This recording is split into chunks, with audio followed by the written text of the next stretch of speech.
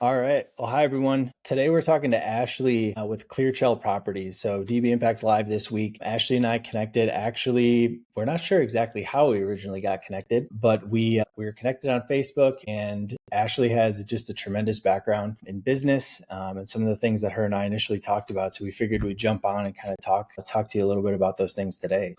I guess starting off, Ashley, can you give us a background on who you are and just the brief background, and we can dive into all the other stuff that we want to talk about? Yeah, absolutely. Of course, Drew, I'll give you the short version so I'm not here boring everybody for hours and hours. Yeah, so I loved how we met actually, because we don't really know how we knew each other on Facebook, but we Right. just randomly organically reached out. So that was a really cool story. So yeah, my background goes all the way back to 2016. Around that era, I was working for a property development company, and I really just got inspired by real estate and the fact how this owner of this company was able to build such a huge real estate empire just from himself, starting with one unit in back in like 1970 or something. So it was really cool. So I kind of got inspired by that. And so we jumped into real estate in 2017. We bought a duplex and we lived in one side and rented the other side out. That's called house hacking, if you're not aware of what that term is. But that's kind of how we got our start. And we kind of dove in and really just wanted to learn anything and everything real estate related. And then, of course, like any entrepreneur, I think this is actually a prerequisite to being a successful entrepreneur is shiny object syndrome. I don't know if Yes. you can relate, Drew. Shiny object syndrome gets us every single time. In 2018, the hemp farm bill passed in Wisconsin. That's where I live and grew up in Wisconsin. And I'm sure you all are familiar with CBD. And so the hemp bill passed in 2018, and we are very health conscious, very holistic conscious. And so I had a lot of people coming to me and they're like, Ashley, you need to do something with this CBD thing that's going on right now, right? Like you need to be a part of it. You need to do something. So I, of course, was like, oh, yeah, I can do this and do real estate and do all the 500 million things, right? And so I jumped into that and opened up a CBD retail store in 2018. And it went really well. We had a really good first year. And I decided, because I never do anything small, Drew, nothing is ever small. So I have to like go big or go home. That's always my motto. And so I scaled very quickly. We reached 4 stores by about the end of 2019. So about November of Okay. 2019 is when I opened up my 4th store. So I had also had rights to 7 more locations with that franchise because it was a franchise setup. And I had planned to open up even more. Well, if anybody around here knows what happened in early 2020, it was a not good situation for retail. So, COVID happened in 2020 around April. We had just opened our 4th store in November of the previous year, and we had just not been established long enough to be able to withstand the loss of business that we sustained through COVID. So we Yeah. ended up closing 1 store, selling 2. I was very thankful that I was able to sell those 2 stores and be able to walk away. And then we kept that initial store open until about 2023. But anyways, when we closed the stores and that whole thing happened, we kind of said, okay, here's your sign. If you ever need one, here's your sign, right? Like you were supposed to be doing something else. You need to stay on one path. Like this is just too much. You're doing too much, right? So I'm like, okay, let's go back into real estate. Let's focus back into real estate. And that first year, 9 months to a year, we added about 24 units in our real estate portfolio that first year. So again, Awesome. go big or go home, right? Right. Like be doing something going big. And so we dove all in, and it's been a whirlwind since then. We, in that time, actually jumped into the short-term rental space, and Very cool. I owned all the properties that I was managing. So I manage and own.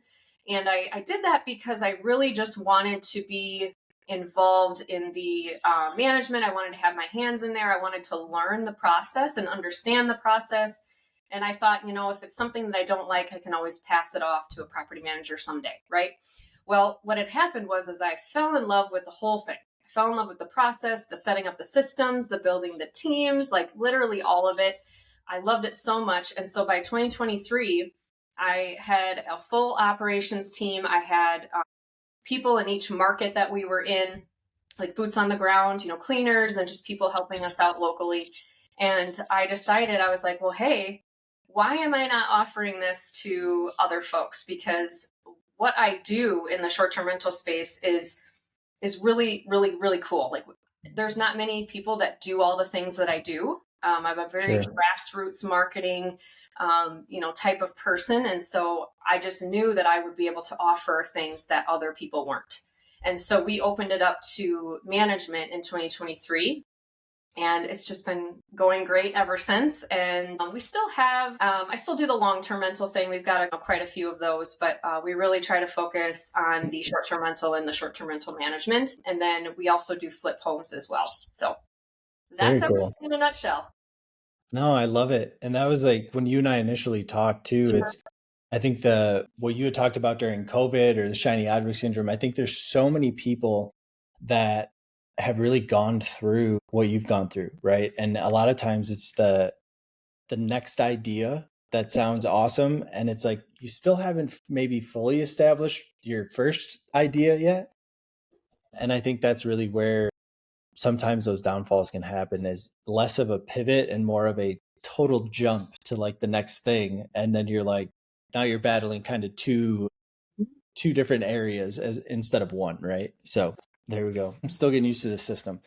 But I'd love to, one of the things that you and I really discussed on our last call was just kind of the most important things that you really see or that you've learned kind of through that journey. And I'd love to get your insight just in like, what are the mistakes you made? Like, what are the things you won't do again? What'd you learn from it? I think that those are so important as, as you're growing a business for people to hear. Yeah.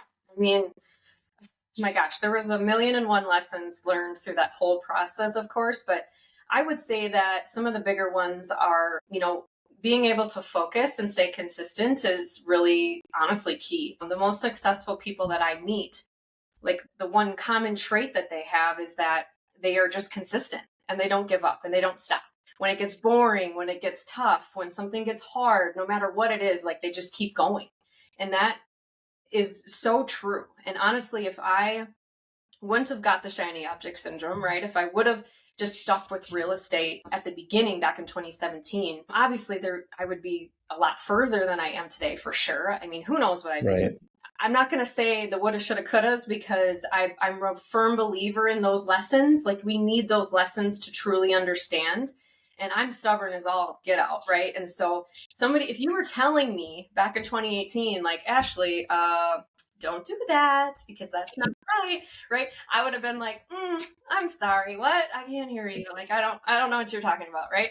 And so I'm a firm believer in you have to go through those things to understand. But also, if you could listen to the people that have gone through and are more successful than you, like just understanding that being consistent and staying focused and sticking with the plan is always going to be your best route. Unless, there are exceptions to those rules. If something is just truly not suiting you, if you're not in your authentic self, if you really digging yourself into a hole, obviously then you probably want to shift and do something different. But most people, like, really, you just need to stay consistent. That's the problem with us entrepreneurs. We're like, we get bored. I think I've had this conversation probably 10 times in the last 2 weeks I think it's happening on purpose, right? Because it's a reminder for myself of like, I'm somebody that always wants the next challenge, right? And so when I feel like, oh, I'm at this place, I've already figured out how to do it. I want to move on to the next challenge, right? And I've tried to flip it on its head a little bit and say, how do I create consistency as my challenge, right? If I'm somebody that is like I need the challenge, right? Played sports my whole life, super competitive, very competitive family. Like we have trouble when we're playing family games. Like we have to like separate certain people, like me and my middle sister, like can't be on the same team. Like we have to be on the same team because we can't be on opposite teams, right? So that is definitely inherent, I think, in most entrepreneurs, right? Is like that challenge of like, what can I accomplish? And so I've been trying incredibly hard to reframe the consistency as not boring, but like, how do I challenge myself to stay consistent? Because ultimately, the people that are the most successful that I've seen are the ones that just are consistent for a long period of time, and they tweak and make changes that are necessary, right? It doesn't mean if something's not working, like don't keep doing the same thing over and over, but it's the consistency of what you're doing. But I also agree with you on like the challenge though, right? Like a lot of times that opportunity, like who knows, you took that opportunity and it may have been, 2 years later, and then you took an opportunity and it could have turned out totally different, right? So I love your perspective on that, is like it has to happen on some level, Yep. so Yep.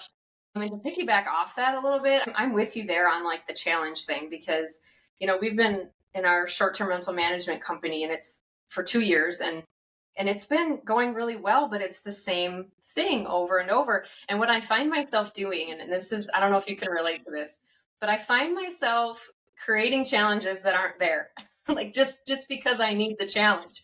And I'm like, I have to stop and think sometime. I'm like, okay, are you picking this apart too much? And are you going above when you really just don't need to do that? So I'm with you there, like having to still stay challenged because it is in all sense repetitive, right? And it's the same thing. You're doing the same thing over and over and over. And so I try to like plug in different things that are kind of out of the ordinary. Like this. Our conversation today, Drew, this is not my ordinary everyday thing, right?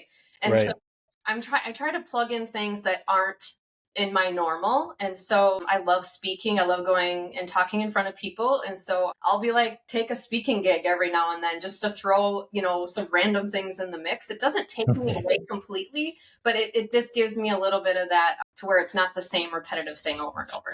Big time. I think the part that I've tried to do is I agree with that, right? And so what I've done, I would say, is I kind of figured out, hey, in the next 6 months or the next year, what are the goals that I really want to accomplish? And so, like, if I'm going to add something new, I need to either figure out, like, is it worth my time on a daily or weekly basis to add that? And is it actually in alignment with where I'm going? Right. Because if it's not, then a lot of times I can kind of make the decision, like, this is something I need to table. Right. And I think the more people you talk to, the more opportunities come up. Like it gets very easy to start being like, well, I can do that. Like I could figure that out. But yeah, the consistency, I think adding to what you said as well too, is I noticed like even through school and stuff like that, I would procrastinate because if I just did my homework 30 minutes every day and finished a project like early, there was no challenge because it was easy. And so what I realized is like that is a lot of what, when I had the recognition of the lack of consistency in a lot of parts, I was like, what I'm doing is just pushing everything to the end. And then I was creating that challenge and that sense of urgency, which is not good. So that's where I really tried to flip things around because I'm like, I just know myself, I know What that's that what I'm going to do. Do you know what that is? What's that? It's a form of self-sabotage. I don't know if you've dug into any work. I'm a big like work on yourself person, and so Yeah. self sabotage was a huge thing of my like just my transformation and working on myself. And yeah, procrastination is one of them. We're doing it for subconsciously we're doing this for a reason, Right. and it's usually not to benefit you. So No, not at all. being able to recognize those certain things. I struggle really bad with perfectionism as well, which is also a self sabotage item. And so that's something that I'm constantly having to work on and constantly having to, think about and fix and be like, hey, hello, like you don't need to be perfect. You got it. Like you're fine. Yeah, I think that would be my second thing that I would say to, folks listening is just like making sure that you're also thinking about you and learning about those self-sabotage, things that you do that you don't even realize that you're doing it. Right. And setting your mindset correct, because I know a lot of people that I meet too also have a lot of mindset issues. We're stuck in been conditioned through one way or the other to think a certain way. And, we understand some of it, but you don't realize, like, even some of the bigger successful people I meet, they still have mindset issues. I can see it clear as day when I talk to them. So, like, just making sure you're always checking in with that, and learning about it, and learning about different ways you can overcome. Yeah, big time. I think that's also part of that entrepreneurial journey is not only the learning of the specific skills you're learning or what you're doing, but I think there's also that journey of the self, right? Like you personally. And it's crazy how that can actually sometimes be the thing that's more detrimental, right? Is that mental side. But like you, I've spent a lot of time, a lot of money, a lot of things where I'm somebody that always is asking why, right? And so for me, I'm like, okay, why am I feeling this way? Or why am I doing this? And so then I can go down some rabbit holes for sure on myself. But yeah, you hit it right on the head, you know. I want to dig more into that, like on the personal and the health side though, because that's something else too that we talked about. And I know your background in CBD and things like that, but I'd love your insight just on from a health perspective and entrepreneurs. Yeah, I'd just love you to talk a little bit more about that. And I have Yeah. a couple other follow-up questions. Absolutely. Well, I'll kind of start with a little, like, short story, just because I feel like it's so important to understand why or how I got to where I am, on that part of it. Back in 20, like 14, 15, I was in really bad health. I was overweight.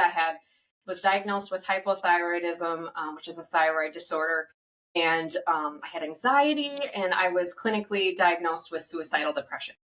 So thankfully, I go through these kind of ups and down phases where, I just hated the world. I hated my life. I didn't want to be here.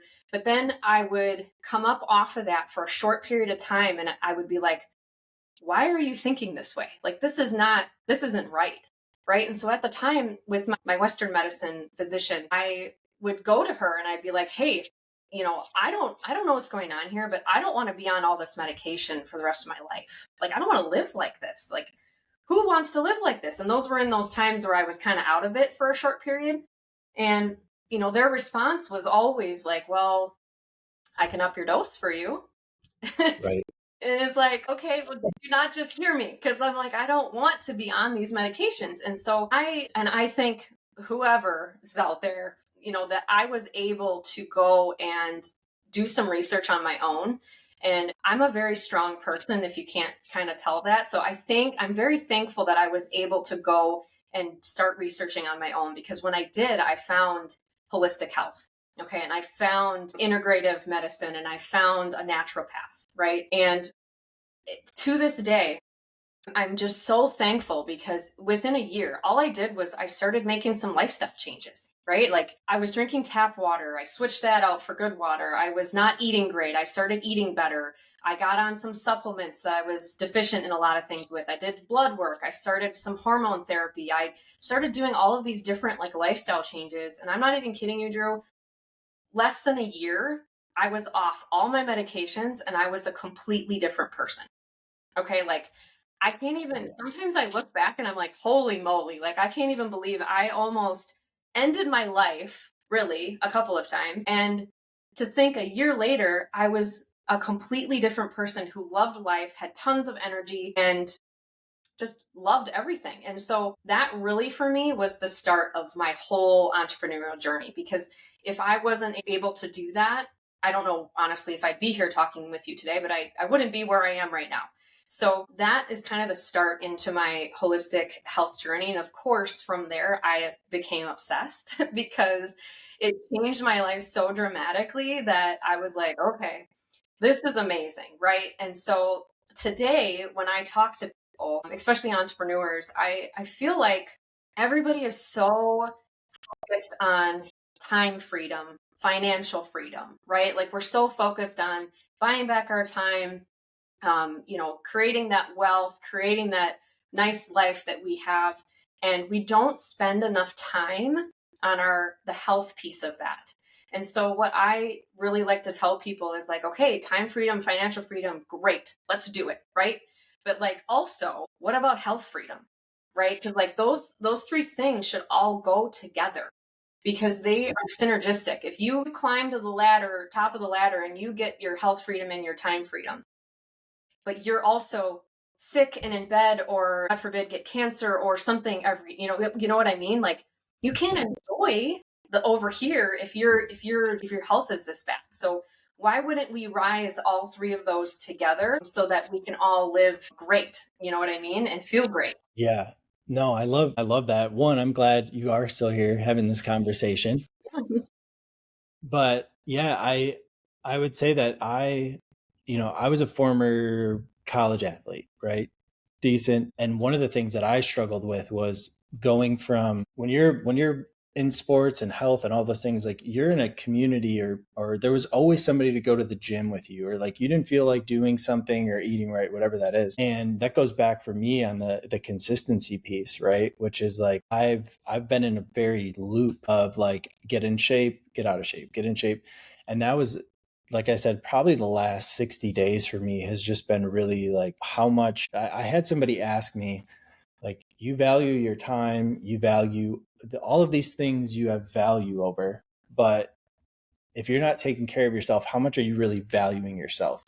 And that was actually kind of the main trigger for me where um, I was like, okay, I got to get better. I got to get more consistent. And instead of kind of chasing after that immediate gratification of like, oh, I lost this weight, or I hit this goal or whatever it is, it's more of a how do I integrate this into my life so that it becomes a real true habit, as opposed to I hit some weight loss goal and I ate good for 60 days and now I'm off and running, right?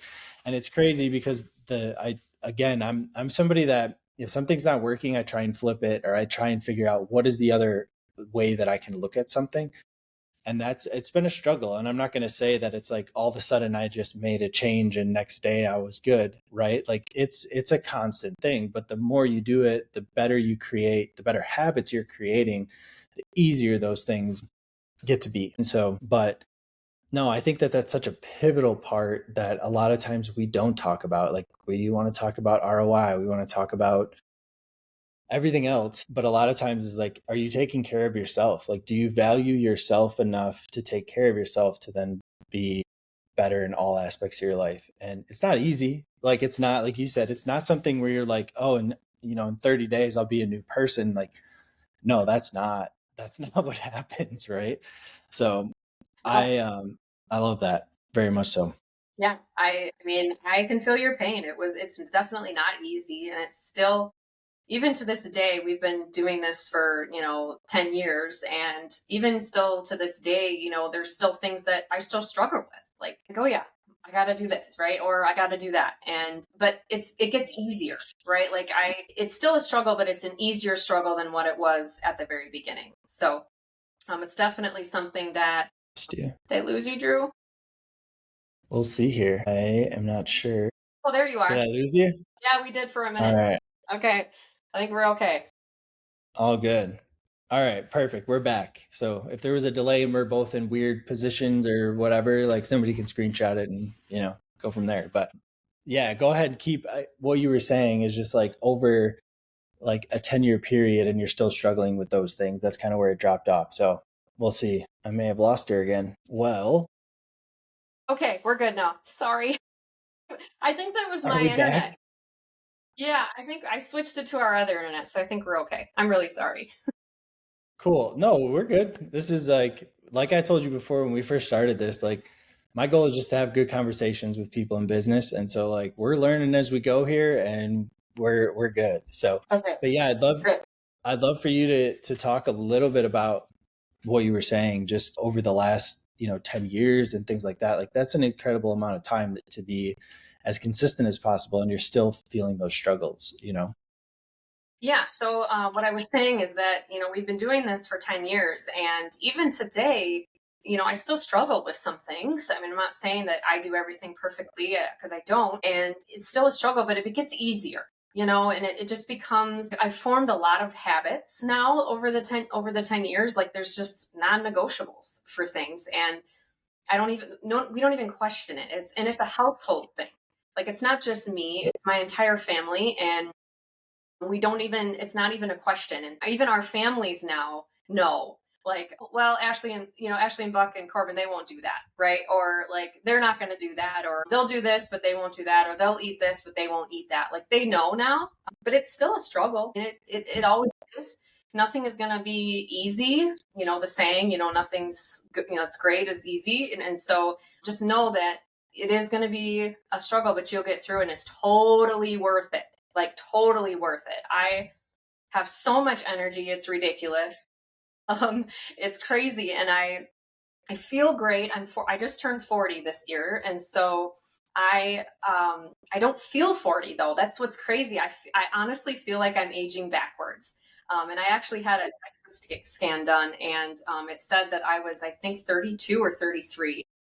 Love it. Yeah, I know. It's super great. So I literally am aging backwards. So I tell everybody that. But I don't feel 40, and I never have to go to the doctor's office. I'm never having any issues. Like, we just focus on prevention, right? We take care of our body, we take care of the organs, we eat good, we do all the things, and yeah, it's been great. I Yeah. love it. No, I'm glad that we're having this conversation, because a lot of, we can talk a lot about business stuff and strategies and growth strategies and sales and marketing and everything that goes into it. But I think this is a piece that a lot of people don't talk about and don't prioritize. And it's funny, because I've realized the more consistent that I've become with working out, eating better, those things, even short windows.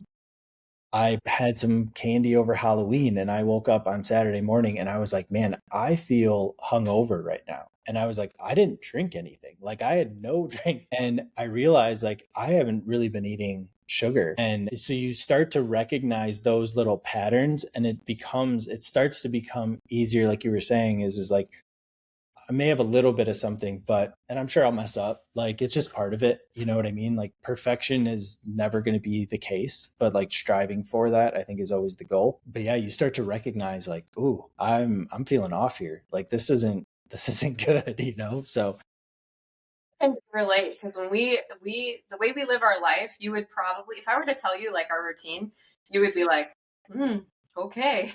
Like, all right, you're a little cuckoo. But when we go somewhere, like if we leave our house and we go on a trip or go to a conference out of state or whatever, we can see those like differences. Like, things really hit us really bad, because you just don't realize how much of a toxic world we live in. And so when we yeah, take out of our immediate home and then we travel outside and do things outside, it is we do notice it a ton. So yeah, yeah. no, for sure, for sure.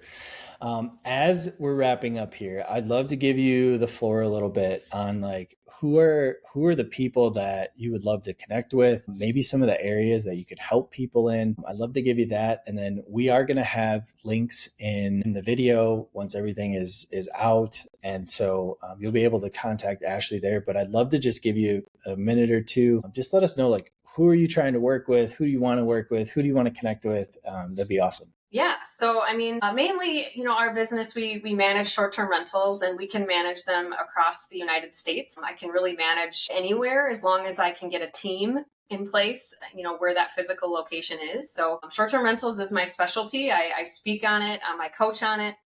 If you have questions regarding short-term rentals, I'm always happy to chat, and you can schedule a call with me.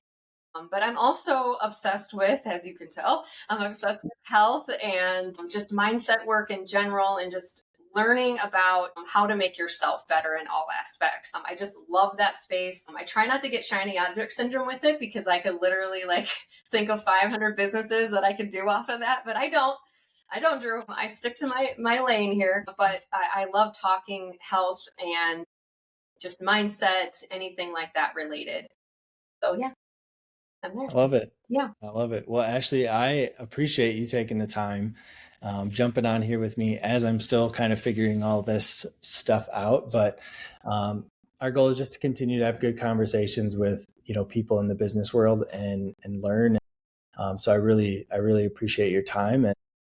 And yeah, so we'll wrap up here. Like I said, we are going to put Ashley's link under the video. So yeah, if you're interested in connecting with her, definitely do that. And awesome. Well, I appreciate your time, Ashley. Thank you. Thank you so much, Drew, for having me. This is really cool.